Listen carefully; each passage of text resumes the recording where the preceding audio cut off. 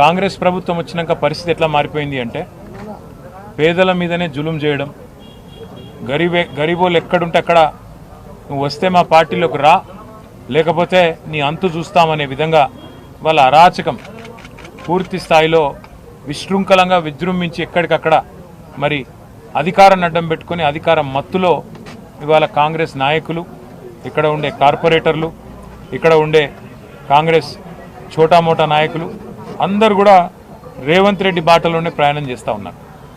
ఇవాళ హైడ్రా అనే ఒక దందా మోపు చేసినారు హైదరాబాద్లో. ఏంది హైడ్రా? హైడ్రా అంటే రేవంత్ రెడ్డి రెడ్డికుంటలో ఇల్లు కట్టుకుంటే కూలగొట్టది. రేవంత్ రెడ్డి అన్న తిరుపతి రెడ్డి ఎఫ్టీఎల్లో ఇల్లు కడితే కూలగొట్టది.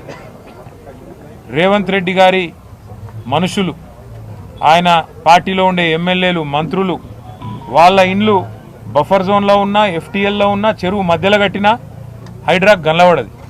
కానీ అదే గరీబోడు కుటుంబం సైజు పెరిగి ఒక ఫ్లోర్ ఎక్కువ వేసుకున్నా లేదా కొద్దిగా ముంగటికి వచ్చినా ఇవాళ చిన్న చిన్న గల్లీలల్లో ఎక్కడైతే కనీసం ఒక ఆటో కూడా చక్కగా రాదో ఆ గల్లీలలోకి వచ్చి ఆ గల్లీలల్లో ఇలా గరీబోళ్ళ మీద ప్రతాపం చూపెట్టి విచ్చలవిడిగా ఎక్కడికక్కడ హరాస్మెంట్ చేస్తూ ఉన్నది ఈ ప్రభుత్వం. ముఖ్యంగా అటు జిహెచ్ఎంసీని ఇటు హైడ్రాని అడ్డం పెట్టుకొని ఇలా రేవంత్ రెడ్డి నుంచి మొదలు పెడితే కింద ఉండే చోటా మోటా చిన్న చిత్కా లీడర్ల దాకా హైడ్రా అంటేనే ఒక బ్లాక్మెయిల్ దందాలాగా మారిపోయింది.